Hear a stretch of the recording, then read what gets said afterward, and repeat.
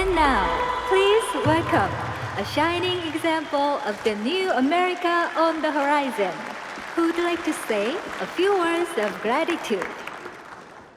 Homefront the Revolution is a completely new chapter in the Homefront universe. So, starting with a similar premise, that of a fallen, occupied America, and building an entirely new backstory, new world, all new story, new characters from that. So you'll play as a resistance fighter named Ethan Brady, who's sort of an up-and-comer in the movement, and you will work with other members of the resistance, go out on missions, accomplish objectives, and really work to break the KPA stranglehold on the city of Philadelphia, which is the sort of birthplace or cradle of American independence, so it's got a lot of historical significance as well. We have awoken from our wasteful sleep and taken responsibility for our future.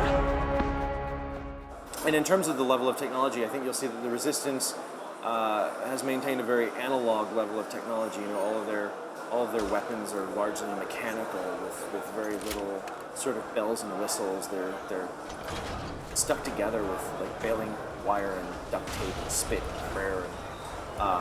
You'll see that the occupational forces have autonomous drones that fly around in the skies and patrol the streets and scan everyone's IDs. They have an extensive surveillance network. They have, again, that propaganda system that's in place. And so it's interesting because it creates the dynamic of, again, part of being a resistance fighter is actually about being a weak actor fighting against a stronger actor. And so by not having this high level of technology, we are better able to create the fantasy of the David versus Goliath, right? It was David who took down the giant with a sling and a stone. So we want to give the players as many slings and stones as we can. Okay, I'm sending Brady to join you. Me, Lenny, and G-Man will follow up. Just stay out of trouble. Brady, Isaac needs backup fast. There's a bike in that shipping container. We're trying to keep it, if not realistic, then at least, grounded in reality and plausible. But I think once you start deviating from our own timeline, you sort of have to sort of take all of your realism with a grain of salt. The world that we live in today and the world in which the game takes place are two totally divergent timelines. We have renewed pride in our work. We are once again enterprising, resourceful, and cooperative. I think if you look at the history of revolutionary movements, dating back to the original American Revolution, but certainly all throughout the 20th century, you see the sort of language and tactics that were used, and that's I think what really energizes us, is the idea of making the player into this guerrilla freedom fighter who's got a cause that they believe in, that they're willing to fight and die and kill for, and then how that translates into compelling gameplay and a sort of setting where things will change around you based on what you do. One of the things that I think makes Homefront so unique as a universe is how people survive with such limited resources, right? You'll see things like urban gardens, people growing carrots on the tiny little back balcony that they've got attached to their apartment, or collecting rainwater in big steel barrels. You might just say, oh, it's set dressing, but I think that it all comes together to tell a very, very interesting and unique story, and one that we don't see in a lot of other games, about how a society would survive, with a scarcity of resources. Not to get too off topic here, but in Cuba, I think it was actually a Vice segment about something called and I'm going to butcher the pronunciation, but the Requiem-Billy. And it's basically like Cubans have figured out how to motorize their bicycles with basically like a 2-liter soda bottle and a lawnmower engine or something. Yeah, I mean, because of the embargo, they've had to become very, very crafty about how they get things.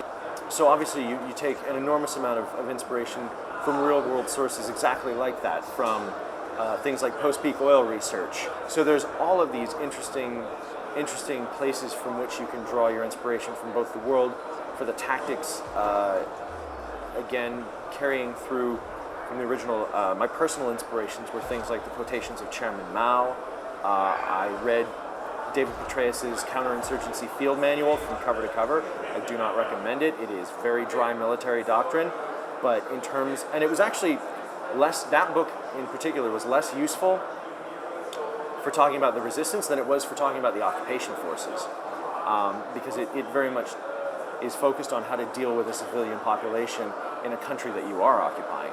And now lately I've dug out, I got it when I was like a kid, and it was on a trip or something, school field trip. I had a, Sights of Philadelphia picture book. Flip that open. Let's find out if there's any useful information in there. The inspiration comes from all around. In terms of the different technology level, so propaganda obviously still plays a huge influence on the game world in terms of one, conveying information or just general flavor, and definitely creating that sense of like oppressive police state. There's nothing more sort of, I don't know. Oppressive. Yeah, I guess oppressive. I'm reluctant to keep using oppressive over and over again, but like knowing that there's an 8 p.m. curfew and that it will be strictly enforced, things like that. We have rediscovered who we are.